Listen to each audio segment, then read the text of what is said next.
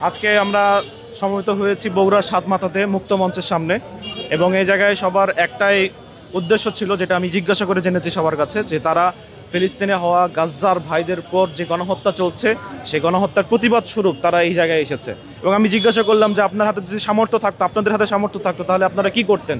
প্রত্যেকেই সমস্বরে জবাব দিল যে আমাদের হাতে যদি সামর্থ্য থাকতো তাহলে তারা নিজেরা যেয়ে গাজ্জার ভাইদেরকে সহযোগিতা করতো। এখন যেহেতু এই জায়গায় তাদের কোনো সামর্থ্য নাই, এই জন্য তাদের কি করা উচিত বা আমাদের কি করা উচিত এই সম্পর্কে এইটার যে মূল বিষয়বস্তু সেটা আমি তুলে ধরেছিলাম। সেটা হচ্ছে যে এইরকম আমি তাদেরকে বলার চেষ্টা করেছি বা আমাদের যে বিষয়গুলো গুলানো হচ্ছে, প্রথমত হচ্ছে জাতিসংঘের কথা বলা হচ্ছে যে জাতিসংঘ ব্যবস্থা নিবে, জাতিসংঘ এই করবে, জাতিসংঘ সেই করবে, কিন্তু আদতে এখন পর্যন্ত গাজ্জায় যে গণহত্যা চলছে এটার বিবৃতি পর্যন্ত জাতিসংঘ থেকে আসে নাই, ইউনাইটেড নেশনস থেকে আসে নাই।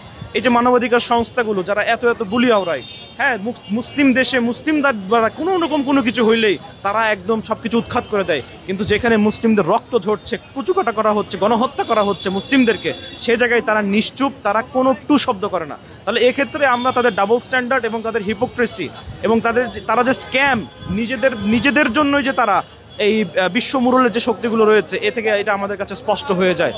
এজন্য আমরা বাংলাদেশে থেকে বাংলাদেশের মানুষেরা এবং এই আজকের বগুড়ার সাতমাথায় যারা অবস্থান নিয়েছে তারা প্রত্যেকে একযোগে একটা দাবি তুলেছি, সেটা হচ্ছে প্রতি বছর যেরকম জাতিসংঘ এই ধাপ্পাবাজ ভুয়াবাজ জাতিসংঘের পরামর্শে বা জাতিসংঘের আমন্ত্রণে বাংলাদেশ সরকার যে এত হাজার হাজার সৈনিক পাঠায় শান্তিরক্ষা মিশনের নামে, আমি বলবো বাংলাদেশ সরকার যেন গাজ্জার ভাইদেরকে বাঁচানোর জন্য সেই রকম শান্তিরক্ষা মিশন পাঠায়। কথা বলেন।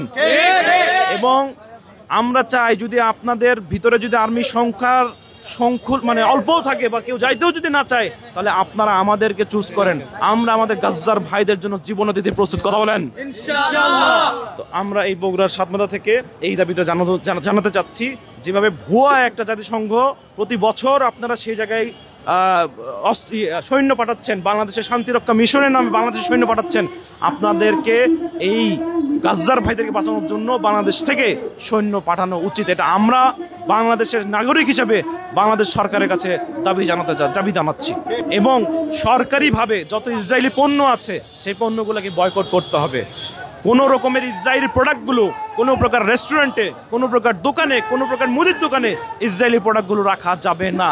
এটা সরকারিভাবে যেভাবে ভোক্তা অধিদপ্তর দোকানে দোকানে গিয়ে তল্লাশি করে, সেইভাবে যেন ভোক্তা অধিদপ্তরগুলো এই কাজগুলো করে এবং এর ইসরায়েলি প্রোডাক্টের বিপরীতে যত প্রোডাক্ট আছে সেগুলো সরকারিভাবে যেন ইম্পোর্ট করা হয়, দেশের মানুষদের ভিতরে যেন সেগুলো ছড়াই দেওয়া হয়। আল্লাহ আমাদেরকে সেই তৌফিক দান করুন।